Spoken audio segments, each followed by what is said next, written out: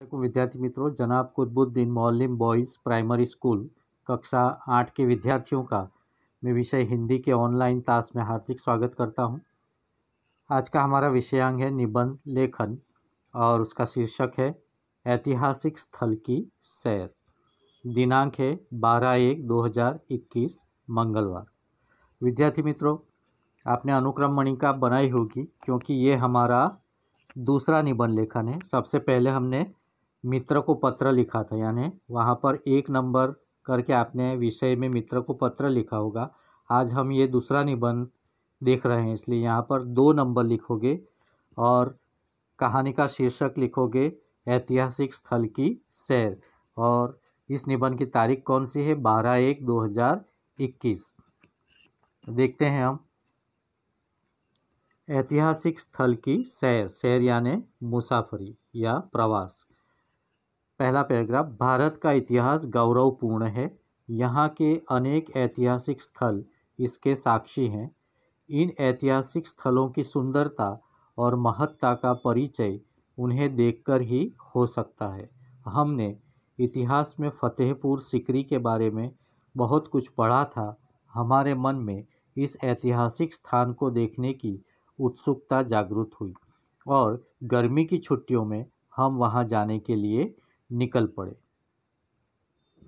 विद्यार्थी मित्रों, अब यहाँ दूसरा पैराग्राफ, फतेहपुर सीकरी एक ऐतिहासिक स्थल है। भारतीय कला और शिल्प के अनेक उत्कृष्ट नमूने यहाँ मिलते हैं।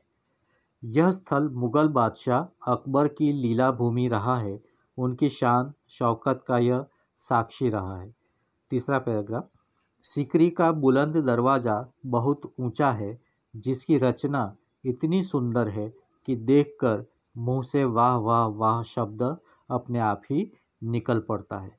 इसके समीप यानी नज़दीक एक बहुत रमणीय सरोवर है। दरवाजे से लगा हुआ एक फ़कीर का मकबरा है। कहते हैं उस फ़कीर की दुआ से बादशाह अकबर को जहांगीर जैसा बेटा प्राप्त हुआ, यानी सलीम चिश्ती की दरगाह है। सलीम चिश्ती की दुआ से ही अकबर बादशाह का जन्म हुआ था। आगे देखें, चौथा पैराग्राफ, इस ऐतिहासिक स्थल की दूसरी शान पंचमहल बीरबल का महल और रानी जोधाबाई का महल है। पंचमहल में 5 मंजिलें इस तरह बनाई गई है कि वह ऊपर की ओर सकरी और नीचे की ओर चौड़ी होती जाती है। इसकी कला इतनी प्रभावशाली है कि ऊपर चढ़ने में थकावट महसूस नहीं होती, बल्कि प्रसन्नता का ही अनुभव होता है। बीरबल का महल भी बहुत सुंदर है। यह महल उस बीरबल की याद दिलाता है जिसका विनोद अकबर के जीवन का विशिष्ट अंग बन गया था। जोधाबाई का महल देखते ही हमारे समक्ष भारत के गौरवपूर्ण अतीत का चित्र उपस्थित हो गया। आगे देखें, 5वां पैराग्राफ, दीवाने खास की सुंदरता ने भी हमारा ध्यान आकृष्ट किया, यानी हमारा ध्यान उसकी ओर खींचने लगा। इसमें बादशाह अकबर अपने मंत्रियों से सलाह मशविरा किया करते थे। यहाँ पूजा गृह में अकबर सब धर्मों के आचार्यों और पंडितों को बुलाकर उनकी धर्म चर्चाएं सुनते थे।